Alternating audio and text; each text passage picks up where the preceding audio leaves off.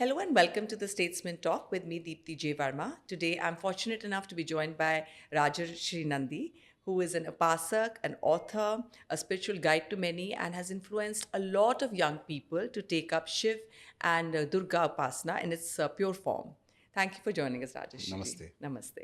Namaste. As I said, you have influenced a lot of people to go back to a very pure form of sadhana, if I can call it that. You have never made your whatever you say in a in a more palatable form. You have stuck to the idea that everybody should do what you call nityopasana or do it in the purest form that you can. Why is it that? Why is it so important for you that people follow up? The original form of any kind of worship. Okay. So, Jai Ma Kamakhya, Jai Bhairav Baba, Jai Matara. So, I believe that this is a Nitya Upasana, or the traditional form of worship, is what works. So, the point is that if you make any changes in any of the paddhatis of puja or the methods of upasana that one is doing, then it is important to understand that does it actually lead to the final result or not. So, when we are using a method or a mantra or a system that has worked for centuries, and through which there has been great upasakas, men and women of tremendous caliber, which we call siddhas or mahatmas or saints who have been produced. So we know that this is a path that actually goes to where you are going. Otherwise, if you make changes into that, so you are not sure. It's like you started from Mount Everest, but you ended up in Mount Abu because no one has reached the end. So you don't know what effect that change is going to come. So there has to be an understanding of the process. The core philosophical or the core spirit of the method that is being followed has to be kept intact. There could be customary changes based on Desh Kal Patra. Desh Kal Patra is the context of the times we live in. Little bit of changes are okay so long as the heart of the sadhana remains same. But that has to the core has to be true, because that is what eventually brings about a result, and that is the whole point of doing it, something to make a sustainable change in the individual and make him or her more connected to the deity he or she worships, so that it brings a positive perspective in your life. So it's not just like a feel good exercise that No, you can no, indulge in. no. It's suppose that's why I say that, and I've mentioned that. So if you are worshipping a deity, uh, at least a minimum of 3 to 4 years of consistent worship is required. In fact, if somebody starts an upasana and very quickly you see results, uh, it's good, but that is not a guarantee. Something that happens very quickly may not sustain for long. So you need to have at least 3 years of upasana of the deity, and ideally in the traditional method it should be 12 years. 12 years. 12 years if you have worshipped in the right method, and it need not be something very complicated, something very simple is fine. 12 years, then it brings a very strong bond with the deity, and that is really transformative. You're also a Tantra practitioner. Yes. And, it's almost like a clickbait term nowadays, the moment you say a podcast about Tantra, because people are so intrigued by it and they think that it'll give them some instant magical powers. What is Tantra? Is it true that it's the only, it's a prescribed way to reach, a higher spiritual existence in this yug, Kali Yug, as they say? Yes, it is. In fact, the whole of Tantra Upasana, what we call it. So I do not like so in common parlance we use the word tantric to have a negative connotation. Yeah. He could say this somebody is doing something negative. No, so the original idea is somebody is doing Tantra Upasana. Tantra by itself is a path that comes from none other than Lord Shiva, and it comes from the scriptures. It is not somebody's invention. So there Which are scripture is a it? lot of tantric scriptures are there, agamas are there, just like the Vedic scriptures are there. There are the agamas, okay, agamas based on which there are the temple paddhatis in south and other places used to be. And then there are the texts which are called as tantras. For example, say if you want to know how to worship Tara, for example, there's the Brihad Nila Tantra, the Rudra Yamal Tantra. These are texts. These texts Are they in Hindi? are there in Sanskrit. They're in Sanskrit. So how does one access them? You can't. You can. In fact, I'm coming to that. So these texts or these systems have given us the way in which upasana needs to be done in this Kali Yuga. So it's easier for people to reach the gods, because the idea was that the Vedic paddhati of sadhana, which was there, required a certain degree of inner and outer purity. Purity does not necessarily mean taking 5 times bath, but means a certain degree of concentration. Okay. So when that purity exists, then it's very easier to get, like in previous eras of existence, it was easier to follow those paths. Whereas in this era, Tantra is the de facto way of worshipping of deities, which brings faster result. And this comes by the, what is the, so the question comes that why should I follow Tantra? So obviously following or not following is an individual's choice, but the authority comes, the adhikara, the term, the authority of the Tantra. Why does it work? One may ask that what is the guarantee it works? It works because that is what Lord Shiva says. It is his authority. His authority, he's saying that this is the methodology you follow in this era, and you will find that results are coming faster. And which is absolutely true in my opinion. Even for example, festivals have been modified that way. The most popular festival in India among the Hindus would be, say, Navratri in a way, right? In eastern side we have Durga Puja, Navratri. And where does the Navratri come from? Is it mentioned in the Vedas? No. This method of upasana of Devi is coming from the Tantras. Most popular mantras are from the Tantras. So in a way, Tantra has already percolated into our common existence, whether we know it or not. And this is happening because Shiva had already said this is going to happen. This is the way to worship. So there is, in short, Tantra is a way of approaching the deities which is different from the Vedic Paddhatis. So there may be some overlap, but there is some amount of difference in the way this approach is done. There is mantras, there is yantras, and there are other things which are used in the process so that the upasaka reaches the deity faster than in the traditional method. But we use mantras in the Vedic Yes, way but of they have their other. We use the Vedic mantras. So when we say Vedic mantras, the core Vedic mantras which are there require a certain degree of practice and proficiency, which is almost very, very difficult for ordinary people to attain. Let's put it this way. So you need to practice. So the core Vedas, chanting of the Vedas, are practiced by those who are meant for it. Let's put it this way. There are qualifications are there. So you have to carry on those practices for 10, 15, 20 years under a guru to learn how to chant the Vedas properly. And what are the karma kanda, which is the ritual part that has to be done along with the Vedas. It's not just picking a random mantra and chanting. The Vedas have their chanda, the specific manner in which you chant. You cannot sing the mantras. There may be some mantras that can be sung. So these specifications are there in the original Vedic mantras. Okay.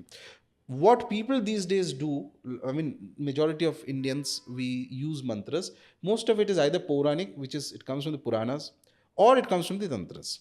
Very rarely does somebody actually use the core Vedic mantras, except in the case of the Savitur Gayatri mantra, which is a Vedic mantra, or the Mrityunjaya mantra. But even in the Mrityunjaya mantra, there are certain variations which comes from the Tantras, which are more popular actually, when done, practiced, to get results and things like that. Difference is the way you pronounce? No, quite a few differences are there. Vedic mantras require that chanda. Chanda is that rhythm in which the pronunciation has to be done. Okay, and there are many other auxiliary rules along with it. Tantric mantras there are Vija mantras in tantras, which are seed mantras. So each of these seed connects to the deity. So it's like this: if you know the seed of Krishna, or if you know the seed of Kali, or if you know the seed mantra of Durga, if somebody keeps meditating and contemplating, eventually that tattva, that principle of the deity, that energy of the deity will come into your mind, body, your life. Okay, this is the idea. Tantra requires, difference where Tantra differs from the Vedas is that it needs an proper Tantra sadhana, not the simpler version of Tantra sadhana is fine, but proper Vija mantra related Tantra sadhana requires Diksha, initiation. So Tantra is an initiatory path. So the Vedas... The guru, you need a guru. Yes, not just any guru. Somebody who... So here also there are certain criteria involved.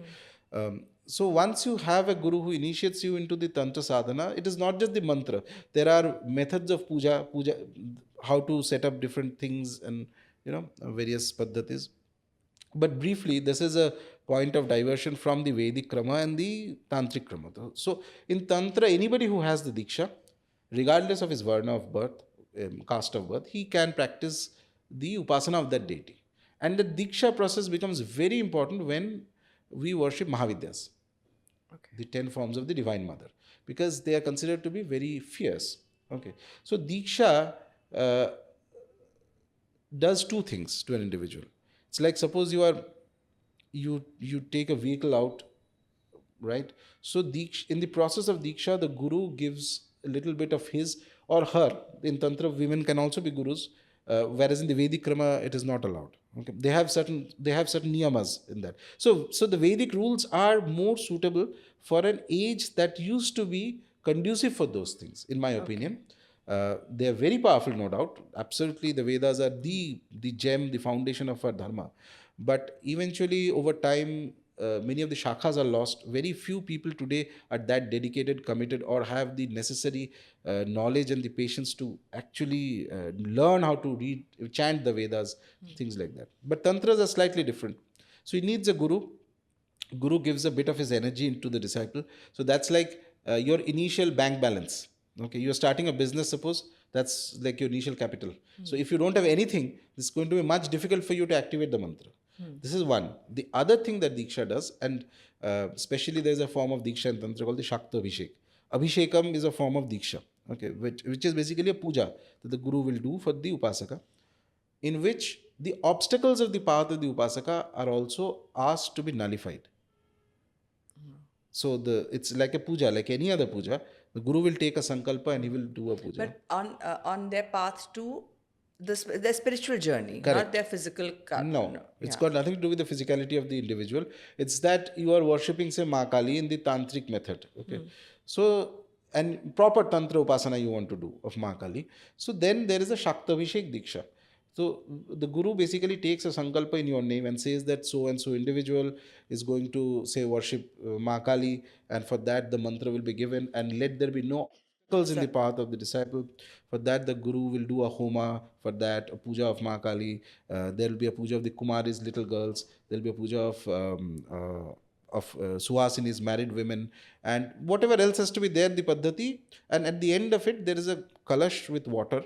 And from that water, it will be sprinkled on your head, taking the names of all the gods and goddesses of that sampradaya and all the yoginis of that kula and that, yeah, that let them be more beneficial and kinder towards you, so that there are no badha vigna in your spiritual journey towards the deity whose upasana you are going to do. How do you qualify as a sadhak for this path? How do you qualify as a student for this path? First is, of course, there has to be a genuine desire that I want to progress, not just something, something very superficial and fancy, but something I really want to go deeper into this path. Number one. Number two is that then what is the level of engagement you want? Which means that, you study a bit about the path from authentic places. You observe. That's why I always tell people that don't run after gurus. It's a bad idea in today's age to just run after gurus. Rather, do those upasanas which you can do without a guru in your home. Okay. Meanwhile, suppose say, let's bring it back to Maha Kali, for example. You want to worship Maha Kali.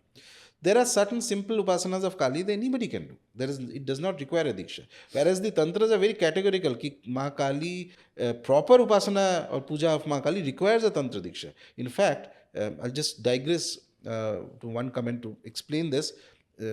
A century ago, this used to be even more tougher, to the extent when Sri Ramakrishna, when he first came to Dakshineshwar, his elder brother was a priest. He had brought him. I refer to Ramakrishna because there's no greater Kali Upasak than him. Yeah. His first role in the Kali temple was just to fold the sari of Mahakali. Okay. So there is a puja, right? Puja mein the deity is given abhushanas and things like that. Just because he's going to hold the sari of Mahakali, he was given a tantra diksha. He's not even doing the sadhana. Puja bhi nahi chalu kiya. It is to be so strict. Okay, engagement. But he's an avatar purush. His influence is so powerful that he transformed Kali from the very rare deity to somebody that you can look at her with a little bit of devotion as a mother. And love. Yes. Yeah. So this is also right, that is also right. It does not negate that. Neither is this wrong. You have to understand the context. Everything is true in the context. So little bit of love, a little bit of devotion, some stotras of Mahakali which are okay for anybody to do, it's perfectly all right. Yes, if you want a deeper engagement with complicated mantras of Mahakali or paddhatis of upasana and all that, then it is always better and recommended that you find the appropriate guru, take a diksha. So finding the guru and coming back to whether you're suitable for that, Don't jump into anything. Do those sadhanas which you can do.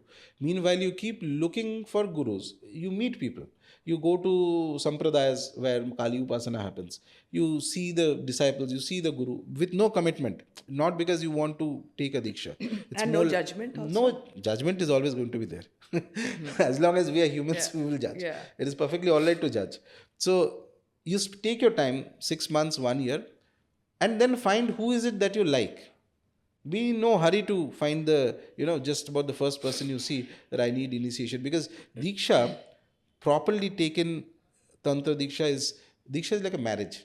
So you just don't, you're not bonded to the Guru, you're bonded to the lineage of Guru's family and this and that. The many things that comes along with it. You have to honor those things. You have to follow those things. It is not that I just take a Diksha and then I'm a free bird like used to be. No. So these have to be understood. So it's technically not like marriage. Marriage today is. I mean, in fact, in that is how the idea in the Vedic Paddhati, Vedic system comes. The traditional idea was that the husband is the guru of the wife. That's because, so this idea is followed in Tantras as a analogy, not obviously exactly, but it's like you marry into a family, as they say. Yeah. Similarly, you take Diksha into the Skula, Sampradaya. So there are higher Dikshas also, Tantra mein. So there is the first Diksha, there is Shakta Abhishek. Suppose somebody is more committed after that. So after the Shakta Abhishek Diksha, you are expected to do Mantra Purushchans of Kali, which is, say, I will take a worship of Maha Kali. Whatever the mantra Guru has given, I want to do 1 lakh japa of it. Then Homa, Tarpana, this, that. So the mantra activates then. Then she's going to take very strong notice of you. Okay, mantra, you are properly into mantra sadhana path. Like this, multiple Purushchans are done. And then there is a higher Diksha, there is Purna Abhishek. Once a person takes that, then you are in a state where every day you have to take the names of your lineage, or 3 lineage of gurus, not just a guru. Guru, Paramaguru, Paramishti Guru, Parapara Guru, who are they, who were their Shaktis, what is the tantric name, what upasana you have to do. Where is all of this logged? Like, how would you know? You will be told. You'll be told? Yeah. So my point is that before jumping into a Diksha, there will be some people who are meant for it. Yeah. They should go for it. So you take a conscious, informed decision. You take time, meet people, meet Sampradaya, see that if this gels with you, if this doesn't, then it's perfectly all right for a lot of people. Say 100 people are interested in Mahakali sadhana. I feel that 80 of them would do well to just sit at home and do those stotras and stutis of Kali, through which some devotional engagement with her comes. Yeah. You get some blessings also, and that is good enough. 20 may be there who are more, who want to dedicate their life into this, so they can then find the right guru and do whatever the processes are, because it's a commitment of time also. You have to remember, once you take initiation and there is a certain amount of, There's no shortcut. There's no shortcut.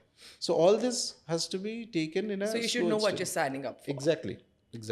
So not to discourage people, proper and hardcore Tantra Upasana requires a Diksha. There's no doubt about it. But those aspects which can be done, the Shastras are very clear on this also. So there is not that, so as I said, a very typical example.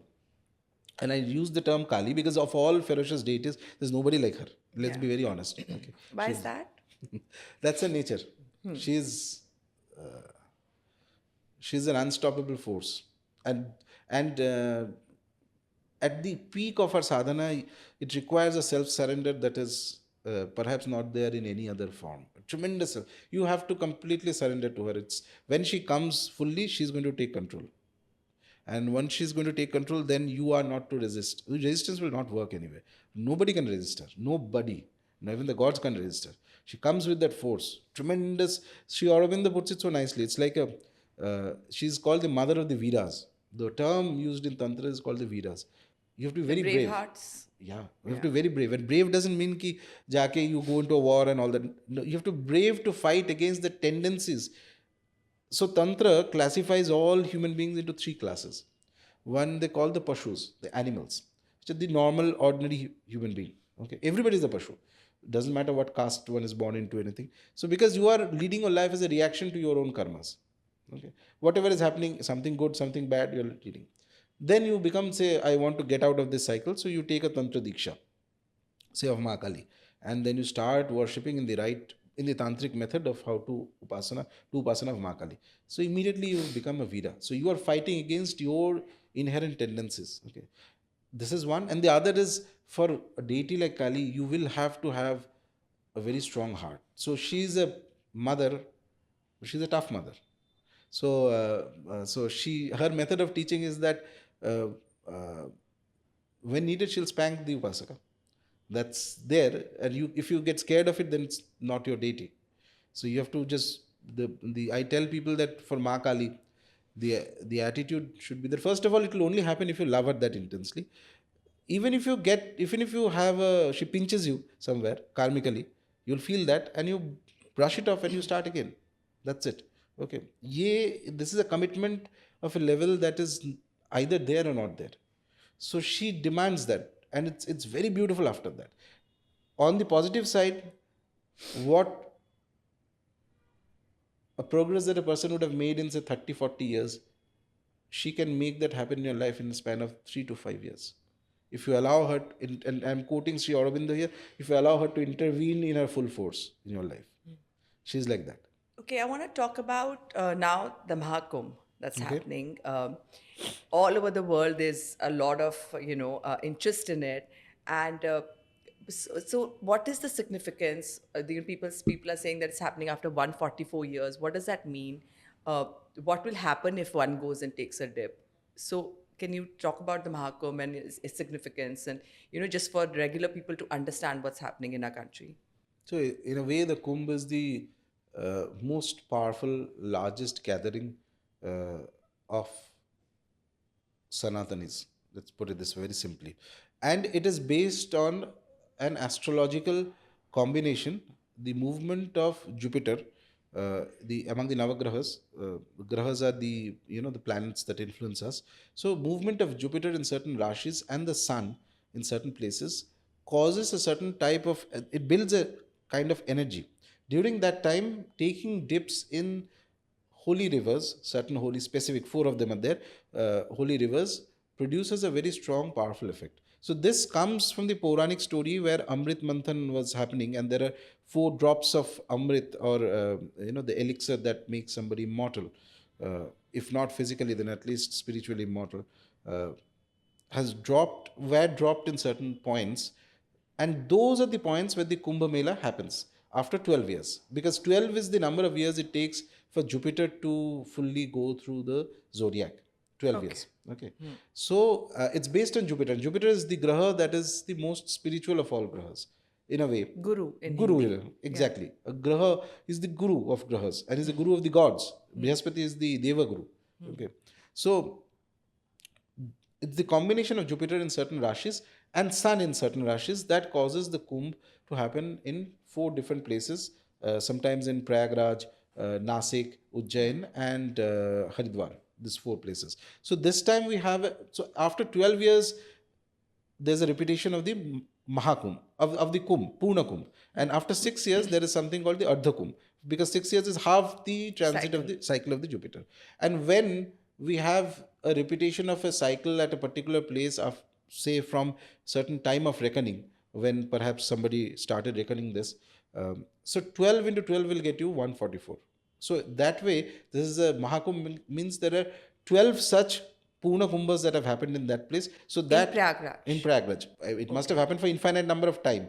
But from certain specific point of reference, 12 has happened, to the extent that this becomes a Mahakumbh.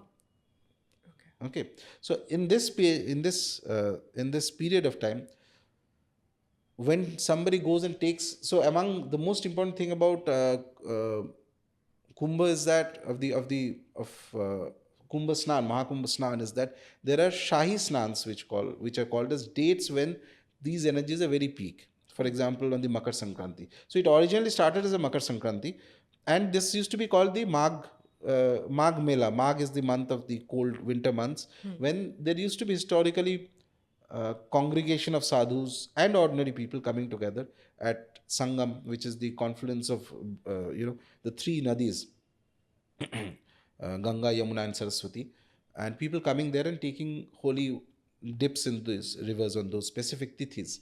For example, Makar Sankranti, Purnima, Mauni Amavasya, which is very powerful. Then Vasant Panchami. Then there's the Maghya Purnima, and then after that Shivratri. These tithis are considered as very potent. So when people take do snan in the holy confluence of rivers, and there is a minimum, there's also a paddhati in this basically. So you enter into the river first of all. No, since we're talking of it, so these snans are not like your normal. So you don't go with a lot of you take your bath at home, a normal place, and then you go there for taking the dip in the holy river, and minimum of 3 dips have to be taken. Okay. Minimum of 3 times the dip has to be taken. Can do more than that also. And with each of the when taking a dip in the river, the upasaka, whoever comes there, has, if he is an upasaka, can think of the names of the deities that he or she worships. So in a way, you not just take the dip, but you take a little bit of water in the hand and you offer it as tarpanam. Tarpanam is a method in which you satisfy the beings.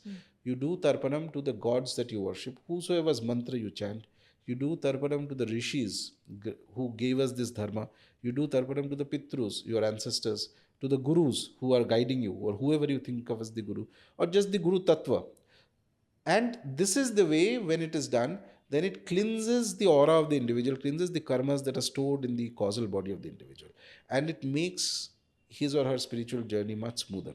What is the causal body of the individual? So each individual will have a physical body, then there is a subtle astral body. Beyond that, there is a causal body where seeds of karmas are kept. Means basically any activity that has been performed in any lifetime, it is stored there in the form of a seed. Seed means it's basically very minutely it is stored. Like a pen drive. Maybe, or even something, just the, like a Vija mantra, for example. So basically it has the potential to mature into the full thing, but it will mature at the right time. And when it matures, then it will come down from the causal to your astral body. So the moment it comes to a subtle body, you will feel effects of it in terms of your emotional life, your mental life.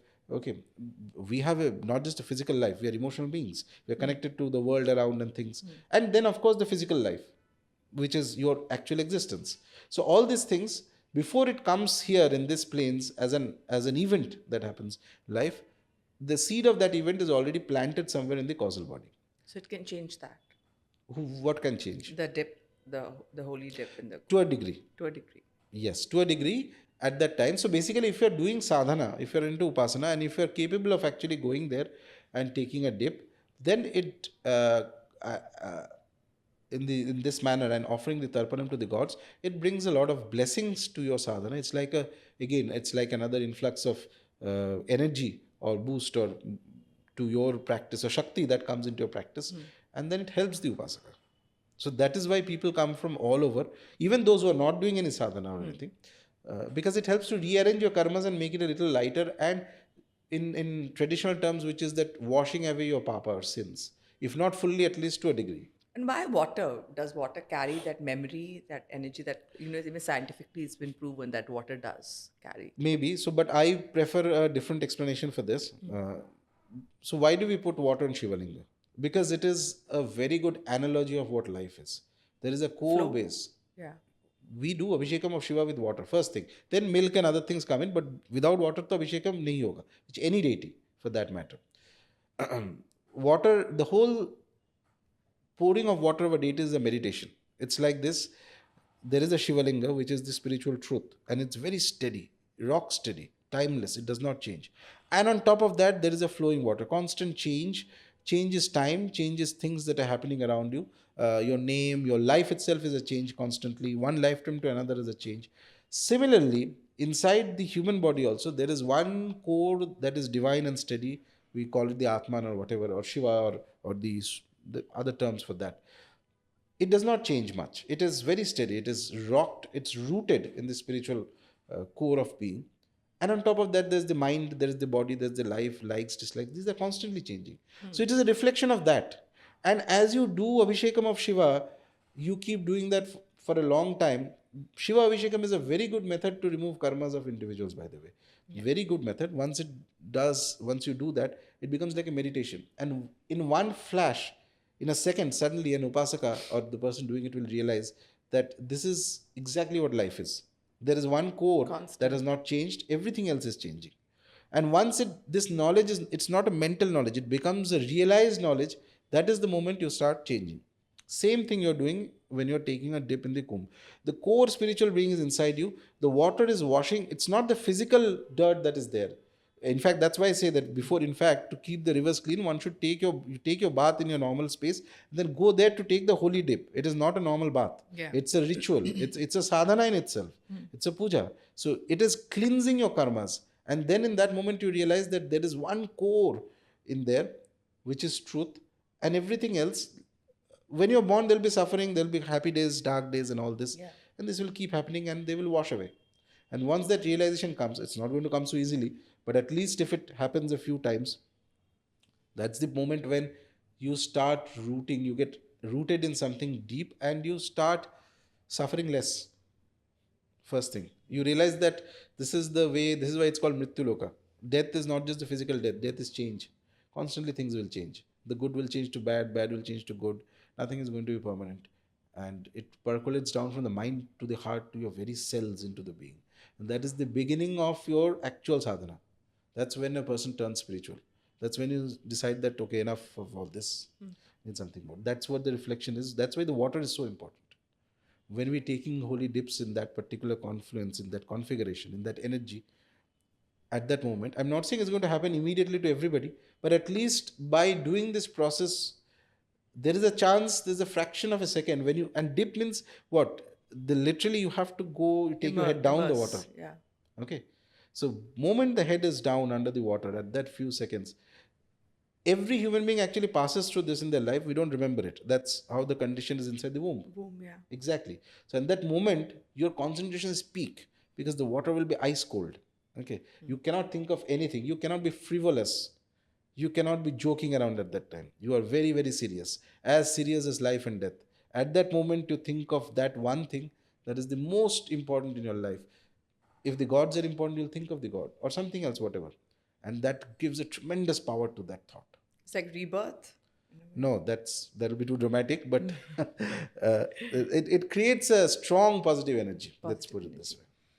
And also, Makra Sankranti is called as Utarayan. Yes. And so, what is this part of the year? That's, people are saying that I've read somewhere that it's ruled by masculine energy. It's time for action, and the new year started. So basically the sun, just like we talked about the movement of Jupiter, so there's the movement of the sun through all the 12 Rashis. So once it starts the upward journey from the Makar Rashi, Capricorn, once it passes that, so that is the Uttarayan, which is the upward motion of the sun, we call it. And then it passes again from Cancer in the middle of the year, then moves downwards, that is the Dakshinayana, the downward motion of the sun. So our belief generally is, sun is very important for any upasana for that matter. Our belief is that during the Utarayan, the gods are more awake and more keen to. So we believe that Lord Vishnu is awake during the Utarayan, and all the gods are also awake. During Dakshinayan, the gods are in sleep. Okay. The other significance is that some rituals are easier to realize or reach their right conclusion with the right impact when done during Uttarayan. However, there is one deity who's awake during Dakshinayan. That is Ma Durga. Devi. Yeah. Devi. When she was awakened for the fight, Great War. It's called. That's why in the Durga Puja we call it Akal Bodhan. Akal means untimely. Bodhan means Udbodhan, untimely awakening. Untimely, yeah, because she's the goddess of war. Without that, the great war cannot happen between Rama and Ravana. Okay, so Brahma goes and awakens her and says that without you, this war will not happen. And then that's how the rituals are. And she sees the war battle going on. So our Navratri, during the Sharadiya Navratri, which is the one that happens the second half of the year, is very powerful. It is in fact more vibrant, or in a way that both are powerful. It's not about power, but let's say that is the time when the negative forces can be removed easily by Devi Upasana. Okay. Because she takes a very fierce form during that time. Okay, she is the destroyer of Asuras because she's in a very warrior mode. She is always in a warrior mode, but at that time. So Dakshinayan is that phase of time when the sun moves into the downward motion in the zodiac. from the Cancer and to, Summer solstice, yeah, that we and call it. Cancer to Capricorn. So we believe that many rituals, especially for sannyasis, it is very important That because time. yes, they follow Chaturmasa Vratam and all that. They may not move from one place, and there are other rituals involved.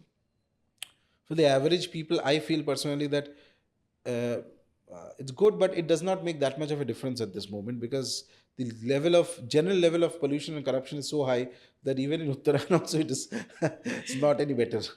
You have, you're also a Sanatan Dharma crusader in a way because you've been talking about the Kamakhya corridor that was Right. announced.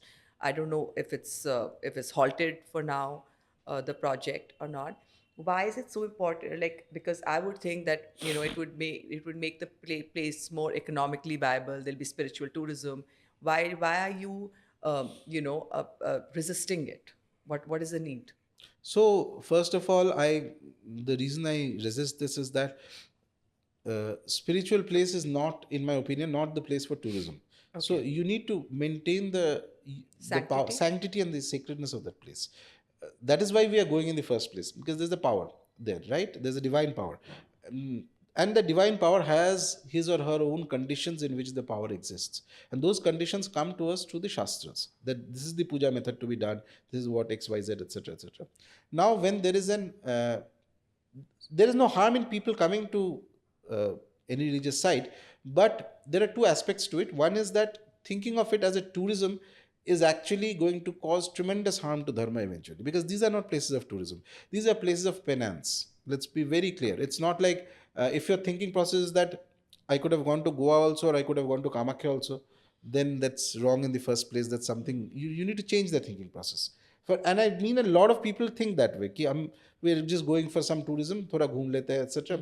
So if come there, but from the government's perspective, I feel government is not an individual, it's a more responsible body we have elected.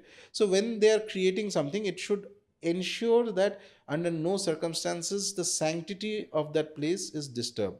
So only whatever you want to do, any kind of development, you need to do keeping in mind that the core nature of the place cannot be changed or destroyed, because that will impact the change, that will cause a change in the energy there. So if you're causing a change, governments come and go, but it is at the end, it is the people, the Sanatanis will suffer.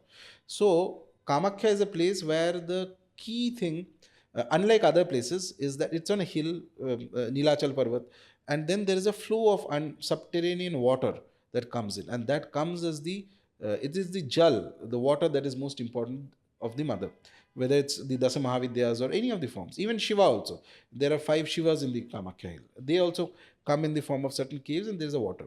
So if you do heavy construction there, there is very likely chance that the flow of water will get disturbed, tampered, or hampered. And in fact, this was recorded in the judgment by the Guwahati High Court in the just before last year, before the Ambuvachi Mela, that nothing should cause destruction or any kind of obstruction to that flow of water, because that is what we are going for. It is not simply changing a temple from here to here.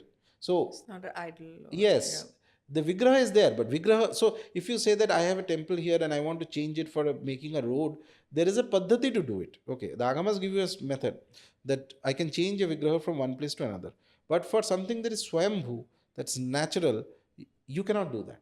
Like the stream of water, how can you change the stream of water? You cannot say that I will just shift to another hill. No, you cannot do any construction that is so deep that will affect the water. So these are things, at the end of the day, while again a lot of people after this had this idea that perhaps I'm against the government. I'm not for or against any government, I don't care. My opinion is that in a long term vision, unless people come forward and take ownership of your own practices, that this is my space. So it's like you are going, remember this, when you go to a temple, you are going to somebody's house of the deity.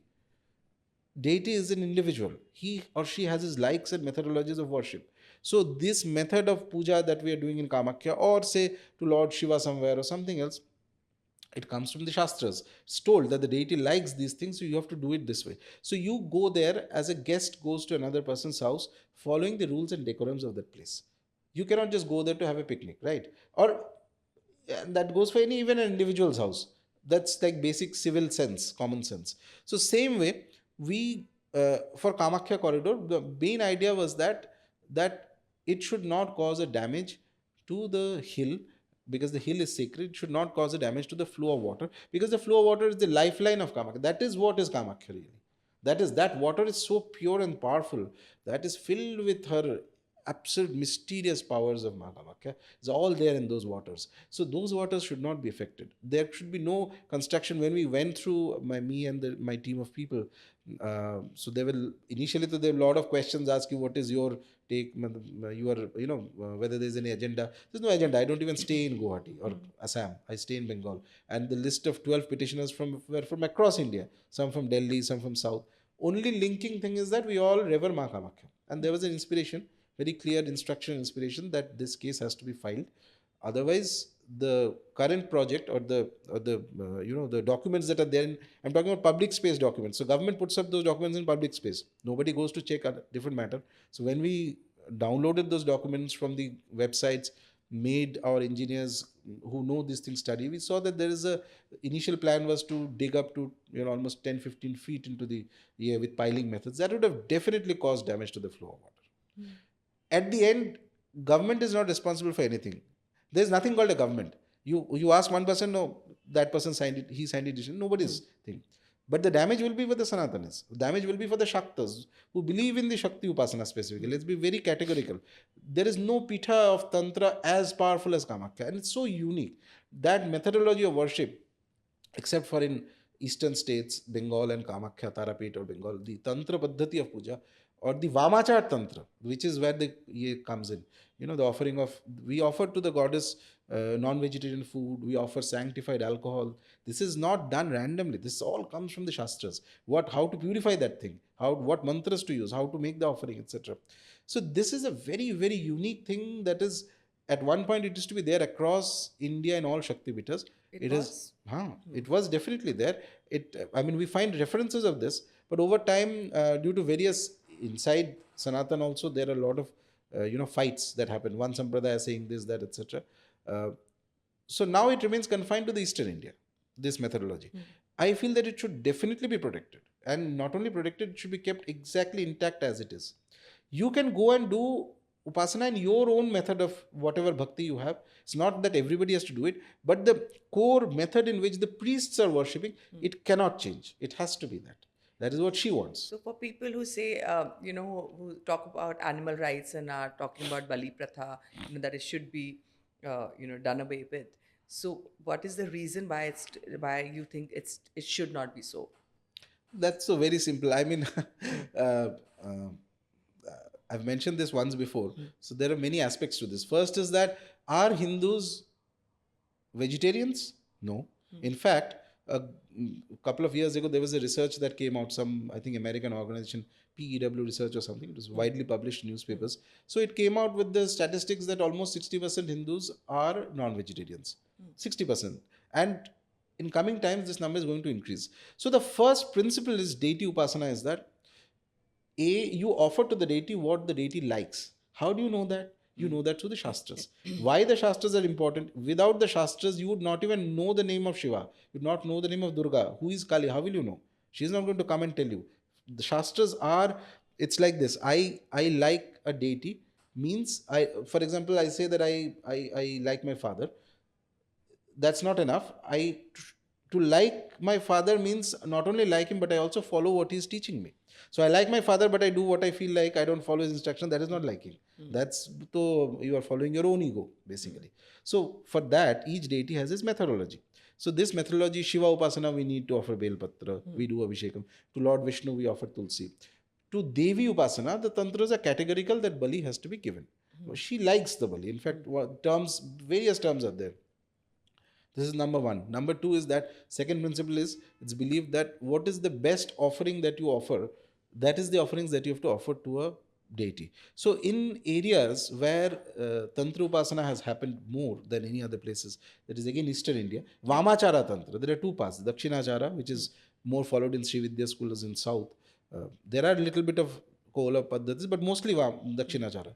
And Vamachara, which is the left-hand path of the mother, which is followed in Eastern India. Kamakhya, Bengal, parts of Bihar, and Orissa, even Nepal and those places, etc., where Bali Pratha is very prominent.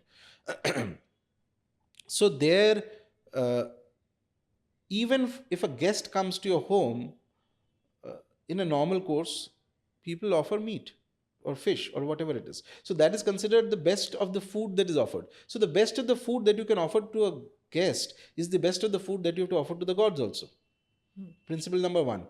Principle number two. First is that what is the Shastra saying? Third is that has this method been followed across centuries, and has this produced uh, people of great caliber who have followed this method? Yes. In fact, there's a list of, if you take a list of the Shaktas, Shakti Upasakas, and the greatest of Shakti Upasakas, people who have attained Siddhi. Siddhi means not just a magical power. Here, Siddhi means accomplishment. Like Ramakrishna is a Siddha in a way. Khampa, who was a great Tara Upasak, is to stay in the cremation ground, is a Siddha. The list of Siddhas who have come of Devi Upasana, 99% were of this Vamachara path. 99%. They had no objection, not only no objection, many of them practiced it. Some were completely okay with it, that happening around it. They used to consume the prasad, which is offered to the mother as meat or fish. In Talapit, every day a fish is to be offered. Kali temples, bali is offered. There are innumerable siddhas. So the point is, if somebody says that, and this is an argument that comes ki, she doesn't want, how do you know what she wants? She wants, what we know she wants is what comes from the Shastras, a path that siddhas have followed and experienced. See, it is not, other deities are different. For Devi, the best of the people have come towards places where Vamachara Tantra has been followed. Okay, there's also talk of, there's a certain Hindu renaissance that one is seeing in the last 10 years. We are millennials. When we, back in the day, if there was a puja at home, we used to wipe off our tilak before going to school. Like, it was not considered very cool back then. Now, the way I'm raising my children is like giving them, trying to give them more knowledge, whatever I have, about our rituals, taking pride in where we come from. Do you see that as well? Do you see people around you feeling, and do you think that, or do you think it was bound to happen, or do you think it's cyclical? Why is it so? No, I definitely see a strong upsurge of Sanatan culture and traditionalism to a degree happening, and especially among the youth. I feel that, so people who are the middle-aged or those who are elder to them, for them I feel that, so life is a conditioning process. So once you have gone through a certain kind of mental conditioning, many of them are set in their ways, which is okay, which is what I find. And you're right, when I myself was not a, I was an atheist till my college days. Had no interest in these things, but I would not think of, I can't remember that anybody who was very deeply religious around me. Yeah. Nothing of that sort. Yeah. Basic religiosity is okay, but not too much. So that was the idea. Today, the cycle has changed. There's no doubt about it. And especially among the youth, younger people, I see so many people mailing me. I mean, I have my email IDs are monitored by my team. It gets flooded with people who have done simple Bhairava Nama Japa and had positive experiences. I went to Kumbh. I was coming back. There are every, sometime or some of the other person comes and says that, I've been doing this practice and it has benefited me. And see, that's the thing. There is definitely an upsurge, but this upsurge, the architect of the upsurge is the gods. Make no mistake, it's not any individual who is doing it. So this is the why I say this is that when I had first appeared in a public forum podcast and said, and I mentioned the Bhairava mantra, it was very casually done without even thinking it will cause any impact or not. Very simply, casually done. And then people picked up. It's been 3 years now. I have innumerable emails from people from across the world what kind of transformation it has caused. Who did this? Me? No. I am not. It will be foolish to say that I had an idea that this is going to happen this way. Some other force is working. Some other force wants this to happen. And it is that great, powerful, infinite force that has suddenly woken up and decided, no, I'm going to now change this country's contour. I'm going to change this country's culture. I'm going to reset certain things. And I feel personally that there is a great upsurge of dharma that is going to happen. We are right at the beginning stage. Like, the game has not yet started, let's say. Just preparation is going on. You're wearing your costumes and jerseys and you're going to go into the field. That is going to happen very soon. And we are at that stage. Mentally, we are all ready. It's going to cause changes that will last for a long time. And that is where I feel, that's why me and a team of people who are similarly inspired, we plan to create certain Bhairava temples across India. And If he wills it, it'll happen. If it happens, it is going to cause a very terrific protection for the dharma and protection for the country. The country is non-different from dharma. Dharma, the right way of living, a way of living that sustains us, is dharma. Uh, and it will also bring about a great upsurge in Shakti Upasana. Bhairava is the protector of Shakti. He is the protector of Shakti Pitas. It's interesting if you see, uh, India's map looks like broadly looks like a triangle. If you look at it from this direction, it comes like a triangle. Triangle is the base of first yantra of Maa Kali is a triangle. Shakti's first yantra. Who is the protector of Shakti? Who is the protector of Shakti Pithas? It is Bhairava. What problems do we have in India? Among many things, one of the typical problems is that all the borders are problematic. From whether it's west, whether it's east, whether it's north. So the deity who is supposed to be the grandest, the greatest protector, somehow or the other, his advent is mandatory. It is unstoppable. It's a thing beyond anybody's control. That's why I say that when I first mentioned it, so when I mention it, or when I even this temple thing that I'm trying to do, or this kumbh, I don't calculate it too far. It's not about that, because I know that there are forces that will get this done. So as the inspiration comes, I act on it. So when I had mentioned this, I did not think, if nothing, suppose nobody did it or nothing, it fizzed out in 2 days, that's perfectly all right. I mean, I don't take ownership of it. It's not personal to you. It's not nothing personal. Yeah. What inspiration came, I mentioned. Baki to whoever has to get it done will get it done. So then suddenly one day after 2-3 years, I wake up and see in every Ashtami Tithi there are close to 1 crore of Bhairava Japa happening. And then then the inspiration came that okay, now do sevas to Bhairava in different places. So me and a group of my people whom I guide. Again, I'm not a guru, just a mentor kind of thing. Which is the main Bhairav temple in India? Ujjain is there, Kal Bhairav in Kashi is there. He's very intense, beautiful. He's. And where are you planning to, have you saying? No, more different places in temples? India. So I want one in Bengal. One should be in Western India. It could be Gujarat, Maharashtra. So I'm one in South. So I'm scouting for lands and resources. Of course, it requires a lot of money for getting these things done. So let's see. It's a project that will take at least 10 years. But planning to start out this year, at least in one place. So some of the meetings I have are for those reasons. That's why I'm traveling now. All the best for all your endeavors. It was amazing talking to you. And I hope this year brings about a lot more positive change in everyone's life. Thank you so much. If you like the episode, don't forget to share, like, and subscribe. All our social media handles are listed below. Thank you for watching Statesman Talk.